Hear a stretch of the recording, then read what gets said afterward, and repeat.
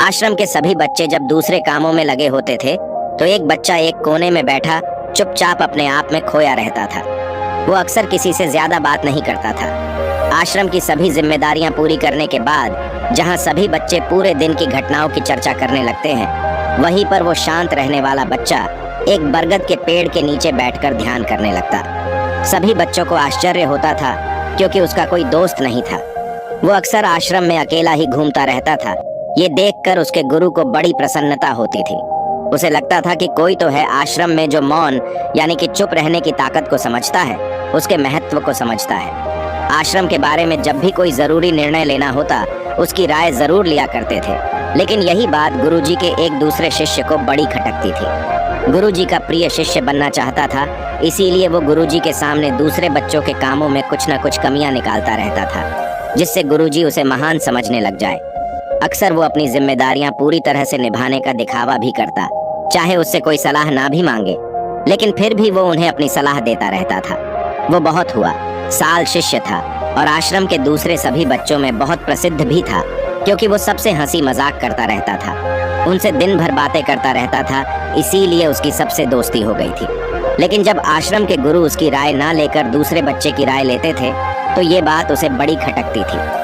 उसे यह लगता था कि वो उस दूसरे बच्चे से ज्यादा बुद्धिमान है, लेकिन गुरुजी फिर भी उसकी तरफदारी करते हैं।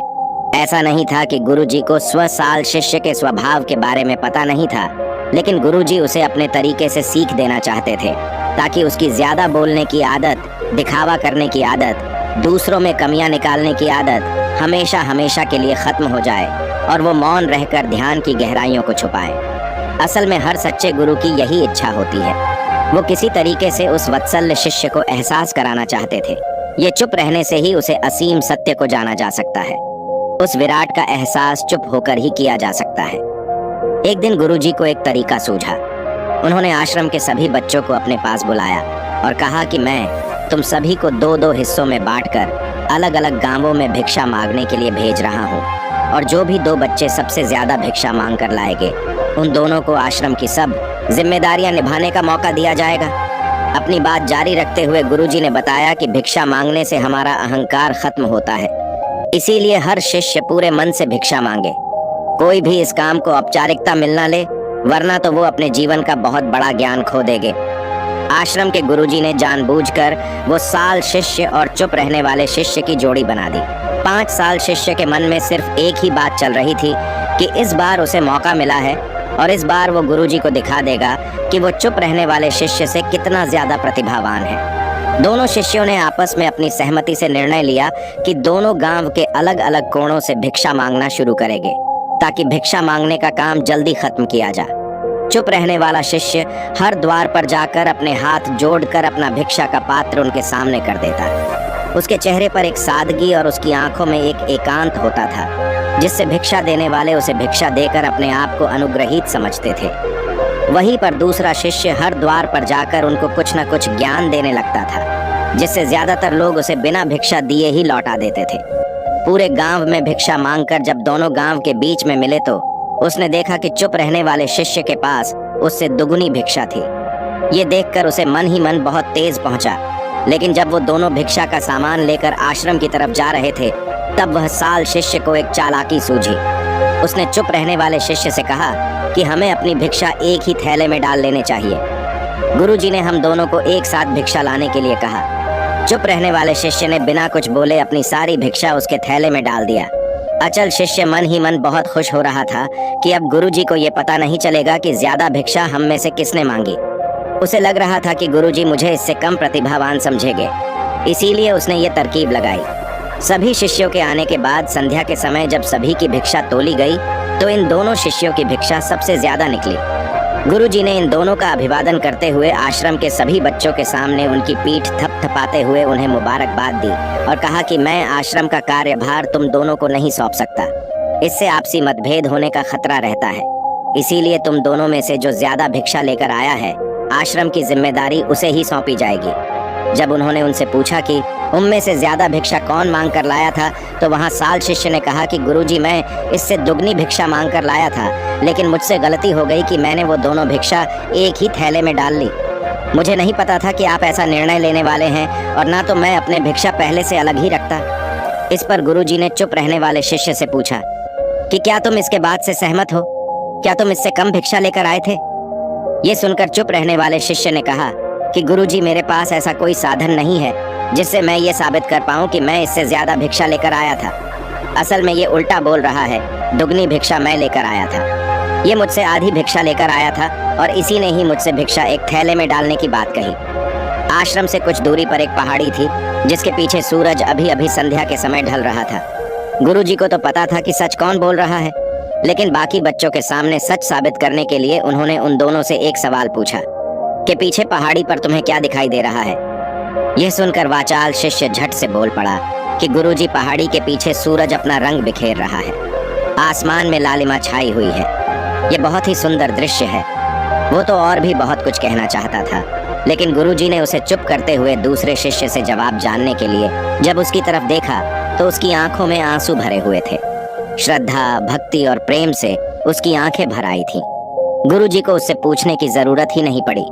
गुरुजी ने सभी बच्चों को संबोधित करते हुए कहा कि मैंने सवाल किया था कि पहाड़ी के पीछे तुम्हें क्या दिखाई दे रहा है। ज्यादातर लोगों को यही दिखाई देगा कि एक बहुत सुंदर दृश्य है, लेकिन मजे की बात यह है कि सुंदरता बोलकर नहीं बताई जा सकती, उसे महसूस किया जा सकता है और सामने वाला उस सुंदरता को आपकी आंखों में देख पाता है। चुप रहने वाले शिष्य की तरफ इशारा करते हुए गुरुजी ने कहा कि असल में सुंदरता इसी बच्चे ने देखी है।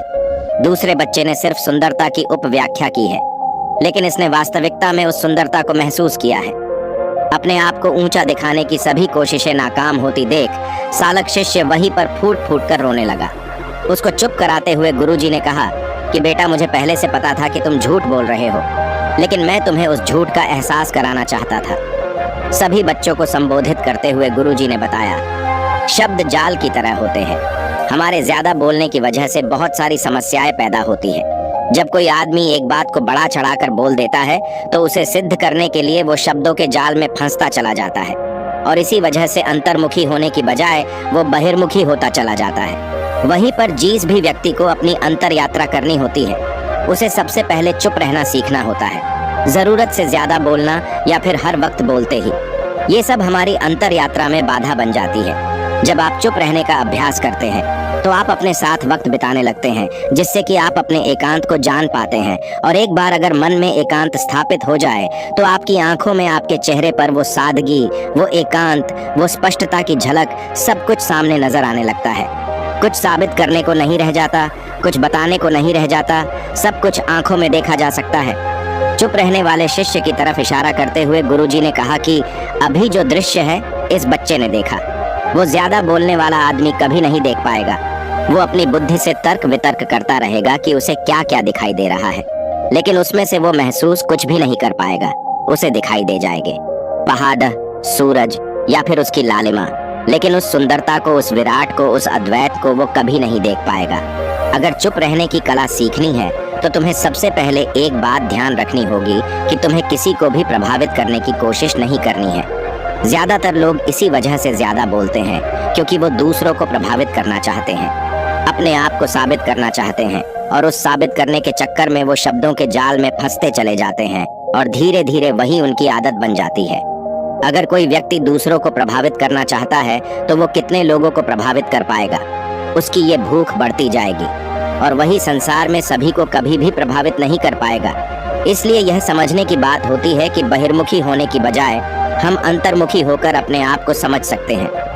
अपनी बातों को खत्म करते हुए गुरुजी ने अपना आखिरी संदेश दिया।